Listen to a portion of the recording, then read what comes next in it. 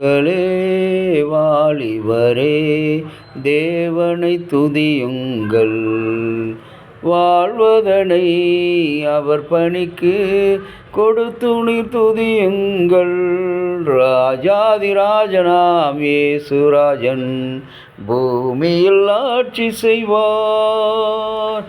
அல்லேலூயா அல்லேலூயா, தேவனை துதியுங்கள். அனைவருக்கும் குழந்தைகள் தின வாழ்த்துக்கள். தந்தை மகன் தூய ஆவியின் திரியேக ஆசீர்வாதம் நம் அனைவரையும் ஆசீர்வதித்து காப்பதாக. ஆமென். கிறிஸ்துவில் அன்பான இறை மக்களே, மிக சிறப்பான ஒரு நாள் நவம்பர் 14 சில்ட்ரன்ஸ் டே, குழந்தைகள் தினம் என்று கொண்டாடப்படுகிறது. குழந்தைகள் முக்கியத்துவத்தை உணர்வதற்காக நம்முடைய நாட்டின் இந்தியாவின் பிரதமராக இருந்த ஜவஹர்லால் நேருனுடைய பிறந்த நாளை குழந்தைகள் நாளாக கொண்டாடப்பட்டு வருகிறது. ஏனென்றால் அவர்கள் குழந்தைகள் மீது அளப்பெரிய அன்பு கொண்டிருந்தவர்கள்.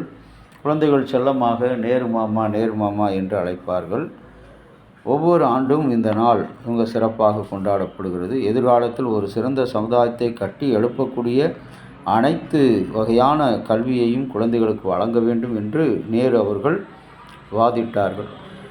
குழந்தைகள் ஒரு தேசத்தினுடைய உண்மையான வளமாகவும் சமுதாயத்தின் அடித்தளமாகவும் அவர் கருதினார். கிறிஸ்துவுக்குள் பிரியமான இறை மக்களே, ஆண்டவராகிய இயேசு கிறிஸ்து குழந்தையாக அவர் பிறந்தார். குழந்தையாக எருசலேம் தேவாலயத்தில் பெற்றோரை விட்டு கல்விமான்களோடும் ஞானிகளோடும் உட்கார்ந்து தர்க்கம் பண்ணினதை பார்க்கிறோம். குழந்தைகளை பற்றி கிறிஸ்தவம் என்ன சொல்கிறது? குழந்தைகள் என்பது கடவுளுடைய பரிசு. அவர்கள் முக்கியமானவர்கள். அவர்களுடைய முக்கியத்துவம் இல்லாத ஒரு நிலை இருந்தபோது அவர்களுடைய முக்கியத்துவத்தை அதிகமாக வலியுறுத்துவதற்காக குழந்தைகளை ஆண்டவராய் இயேசு பயன்படுத்தினார். விசுவாச வாழ்வுக்கு உதாரணமாக இயேசு குழந்தையைப் போல் மாற வேண்டும் என்று காட்டினார். இந்த குழந்தைகள் பணிவு, நேர்மை, மன்னிக்கும் தன்மை போன்ற பல நல்ல காரியங்களை குழந்தைகள் மூலமாக நாம் கற்றுக்கொள்கிறோம். குழந்தைகள் மூலமாக கொண்டு இருக்கிறோம். பெற்றோர்கள் குழந்தைகளை கடவுளுடைய வழியில் வளர்க்க வேண்டும். அது ரொம்ப மிக மிக அவசியமான ஒன்று. சங்கீதம் 127:3 கற்பத்தின் கனி அவரால் கிடைக்கின்ற பலன் என்று சொல்லி கொடுக்கப்படுகிறது. த கிஃப்ட் ஆஃப் பேரண்ட்ஸ், பெற்றோர்களுக்கான பரிசு என்று சொல்லி கற்பத்தின் கனியை கொடுக்கிறார். அவர்கள் சமுதாயத்துக்கு கிடைத்த ஒரு பெரிய ஆசீர்வாதங்கள். கடவுளுடைய ராஜ்யத்தை குறித்து ஆண்டவராகிய இயேசு பேசும்பொழுது குழந்தைகளை அடிக்கடி உதாரணமாக, எடுத்துக்காட்டாக, குழந்தைகள் மூலமாக கற்பிக்கக்கூடிய ஒரு கருவியாக குழந்தைகளை இயேசு தன்னுடைய செய்தியிலே, பிரசங்கத்திலே, ஊழியத்தில் பயன்படுத்தினார். மத்தேயு 18:3-4 நீங்கள் மனம் திரும்புதலின் அடையாளமாக அங்கு குழந்தைகளை காட்டுகிறார். நீங்கள் மனம் திரும்பி குழந்தைகளைப் போல மாறாவிட்டால் பரலோக ராஜ்யத்தில், அதாவது இறை அரசுக்குள் வர முடியாது என்று சொல்லி அங்கே உதாரணமாக காட்டுகிறார். சமுதாயத்தில் மிக முக்கியமற்றவர்களாக கருதப்பட்ட இந்த குழந்தைகளை ஆண்டவராகிய இயேசு தன்னுடைய ஊழியத்தின் முக்கிய பங்காக, இறையரசின் எடுத்துக்காட்டாக, தாழ்மை, பணிவு, நேர்மை போன்றவற்றின் எடுத்துக்காட்டாக குழந்தைகளை அதிகமாக காட்டுகிறார். அந்த குழந்தைகளை எந்த குறைகள் இருந்தாலும், எந்த நோய்கள் இருந்தாலும், நொடிகள் இருந்தாலும் அந்த குழந்தைகளை அதிகமாக இயேசு நேசிக்கிறார். குழந்தையினுடைய வளர்ச்சியில் வார்த்தைகளை பெற்றோர்கள் குழந்தை வளர்க்கும்போது கடவுளுடைய வார்த்தையை அதிகமாக உதவியாக வைத்து குழந்தைகளை வளர்க்க வேண்டும். அதிகமாக குழந்தைகளுக்கு கடவுளுடைய வார்த்தையை பயன்படுத்த வேண்டும். அவர்கள்தான் அதன் மூலம் முக்கியமான ஆசீர்வாதத்தை அவர்கள் பெற்றுக்கொள்கிறார்கள்.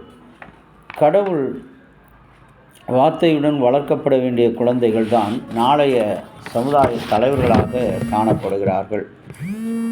சரியானதை மற்றும் தவறானதை கற்றுக் கொடுக்க வேண்டும் பிள்ளைகளுக்கு. பெற்றோர்களாகிய நாம் சரியானதையும் கற்றுக் கொடுக்க வேண்டும், தவறானதையும் கற்றுக் கொடுத்து bad habit and good habit இரண்டையும் கற்றுக் கொடுக்கும் பொழுது தான் அவர்கள் தங்கள் வாழ்க்கையில் சரியான ஒரு முடிவை எடுக்க முடியும். அந்த நிலைக்கு கொண்டு வர வேண்டியது பெற்றோருடைய கடமை. ஆகவே பெற்றோர்கள் தங்கள் பிள்ளைகளை வளர்க்கும்போது கடவுளுடைய வசனத்தை கொண்டும் கடவுளுடைய உதவியை கொண்டும் வளர்க்க வேண்டும். அவர்கள் கடவுளை சார்ந்து கடவுளுடைய உதவியோடு இந்த உலகத்தில் வளரும் பொழுது தான் அந்த குழந்தைகள் சமுதாயத்தின் தூண்களாக சமுதாயத்தின் தலைமைகளாக காணப்படுவார்கள். பெற்றோர்கள் தங்கள் பிள்ளைகளை சாமுவேலைப் போல சாமுவேலுடைய பெற்றோர் கடவுளிடத்தில் ஒப்படைத்தது போல நாமும் நம்முடைய குழந்தைகளை கடவுளிடத்தில் ஒப்பு கொடுத்து வளர்க்க வேண்டும்.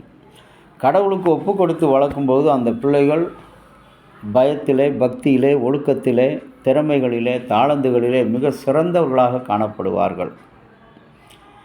அதனால தான் ஆண்டவராகிய இயேசு மத்தேயு 9:12-14 சொல்கிறார், நீங்கள் சிறு பிள்ளைகளை என்னிடம் வர இடம் கொடுங்கள்.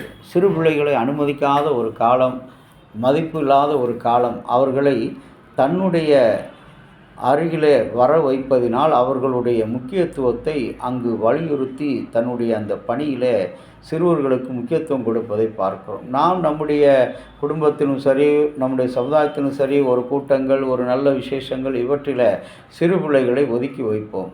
ஆலயங்களிலே சிறு பிள்ளைகளை ஆராதனை சமயத்தில் கலந்து கொள்ள விடாதபடி தனியே அழைத்து செல்கிறோம். அது தவறான ஒரு வழிநடத்துதல். ஆகவே அன்புக்குரிய இறை மக்களே, சிறு பிள்ளைகள் எப்பொழுதும் கடவுளோடு, கடவுளுடைய வார்த்தைக்கு முன்பாக, கடவுளுடைய ஆலயத்துக்கு முன்பாக எப்பொழுதும் தங்கி இருக்க வேண்டியவர்கள் என்பதை நாம் மறந்து ஆராதனை துவங்கும் முதல் முடிகிற வரைக்கும், ஆண்டவருடைய வார்த்தையை கேட்குற வரைக்கும் அவர்கள் ஆலயத்தில் அமர்ந்திருக்க வேண்டும். சாமுவேல் எப்படி ஆலயத்தில் அமர்ந்திருந்தானோ பெற்றோர்கள் ஒப்பு கொடுத்து சென்று விட்டார்கள். அவன் ஆலயத்தில் அமர்ந்திருந்து படுத்து உறங்கும்போது அவன் கடவுளுடைய சத்தத்தை தினம் தினம் கேட்கிறவனாக காணப்பட்டான்.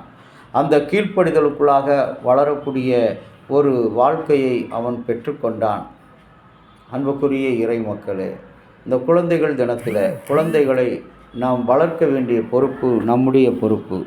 இந்த பொறுப்பு என்பது சமுதாயத்துக்கு ஒரு கனிகளை, எதிர்காலத்துக்கு ஒரு தலைமைகளை உருவாக்குகின்ற பொறுப்பு. ஆகவே பெற்றோர்கள் மிக கவனமாக பிள்ளைகளுக்கு உரிய காரியங்களை கொடுத்து வளர்க்க வேண்டும். அந்த சிறு பிள்ளைகளை வருவதற்கு இடம் கொடுக்க வேண்டும். எல்லா இடத்திலும் அவர்களுக்கு முக்கியத்துவம். ஆனால் இன்றைக்கு சிறு பிள்ளைகளை நாம் தனியே வைத்து விடுகிறோம். அது தவறான ஒரு காரியம். நேரு அவ்வளோ பெரிய நாட்டின் பிரதம மந்திரியாக இருந்த அந்த ஜவஹர்லால் நேரு தான் பிள்ளைகளை அருகில் அணைத்து கொண்டார். ஏபிஜே அப்துல் கலாம் அடிக்கடி பள்ளி பிள்ளைகளோடு அவர் உரையாடினார் என்று பார்க்கிறோம். ஆகவே ஆண்டவராகிய இயேசுவும் குழந்தைகளை அதிகமாக தன்னுடைய மடியிலே வைத்து ஆசீர்வதித்ததை பார்க்கிறோம்.